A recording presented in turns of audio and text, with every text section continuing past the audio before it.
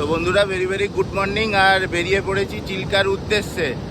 তো জাস্ট একটা পুরীতে নতুন বিচ, মানে আমরা যে বিচে আছি ওই যে বিচটা একদম নতুন। জাস্ট দেখো কি সুন্দর বিচটা,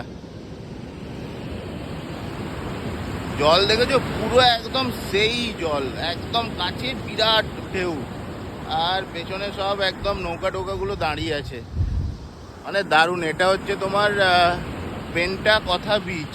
এটা ঠিক গোল্ডেন বিচ থেকে তোমার 2 থেকে 3 কিলোমিটার দূরে, খুব একটা দূরেও না, মানে বাইক থাকলে ইজিলি তোমরা এখানে এসে হোটেলগুলোতে থাকতে পারো। জাস্ট জলটা দেখো অসম্ভব, মানে প্রচণ্ড কারেন্ট এখানটায়।